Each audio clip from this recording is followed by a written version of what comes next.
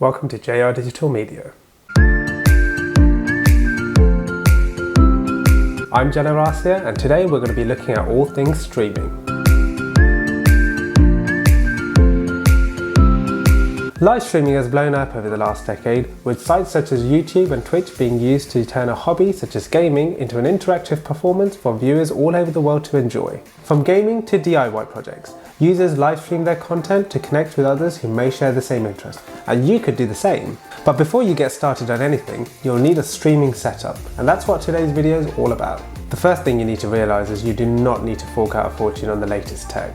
If your content is gold and the viewers are going to enjoy it, you do not need to put too much into the accessories until you start generating some income. As a beginner, I would advise you put more effort and focus into your audience engagement rather than rushing out and buying an 8K RED camera. It's just not needed. We're going to be taking a look at the basics of a home setup, and because this is a videography channel, we're going to cover the cameras in a little bit more detail. Every home setup at the very least needs a camera, a microphone, good lighting and a stable internet connection, and we'll be touching on the cheap to mid-range products in each of these categories. Starting off with microphones. I learned this lesson quite recently. Hopefully I can achieve my goals of becoming a professional videographer. A good microphone is needed to make sure you communicate your message clearly to your audience. There are many types of microphones. A lav mic, such as this one, is small and easy to set up. Just clip and go. Most lav mics have a nice long cord so that you can do some easy cable management too. They're also non-obtrusive, so if you like the minimalistic look, then this is a way to go. The one I'm wearing right now is a Synco Lav S8E. By the way, all the links to the products I'm going to talk about in this video can be found in the description below. Next, we have the most common type you'll see in a live stream, a condenser mic on a boom arm. They're great for rooms with low level of background noise and are perfect for vocals as they produce crisp and accurate audio due to its high sensitivity. Downsides are that they do need to have separate power, unlike a dynamic mic which gets its power straight from the audio jack.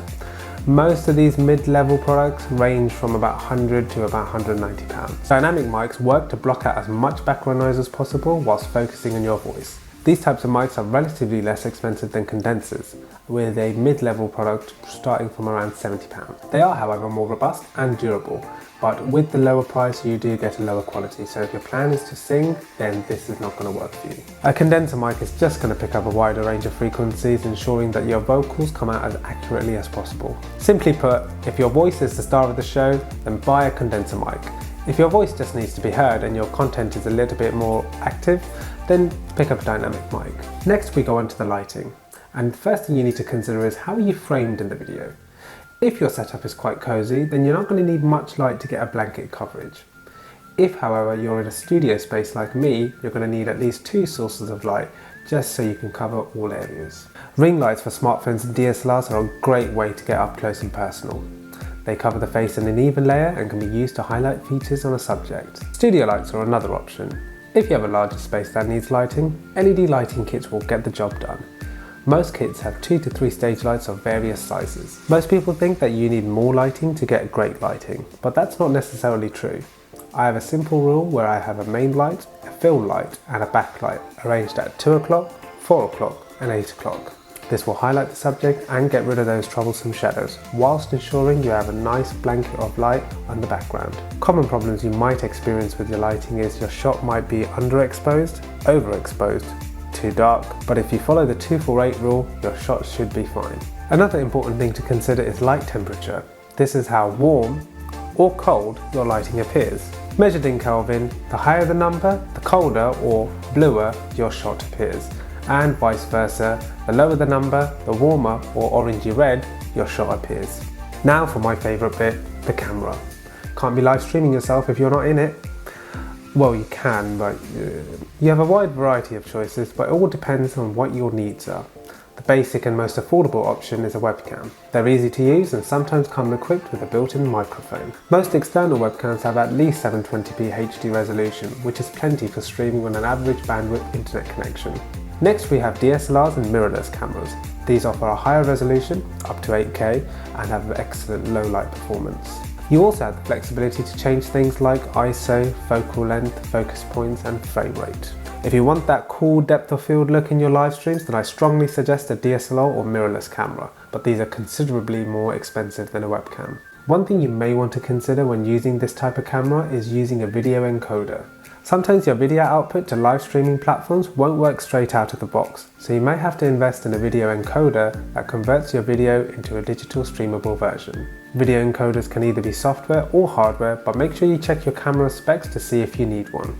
I personally don't stream, but this video is not about what to stream and how to get into that lifestyle. I just want to share my knowledge as a videographer and show you how I would stage my home setup. So using what I've covered in the video so far, here's how I would do things.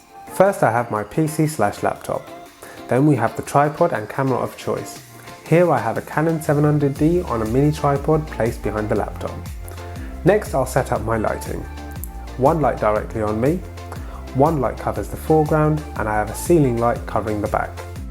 For the mic, I am using a lavalier clip-on that captures my audio clearly. Using a software-based video encoder, I am now ready to stream. Total cost of setup, £560. Hopefully this video has given you an insight into what sort of setup is right for you. Depending on the size of your space and what level of quality you want to output, you have a variety of choices.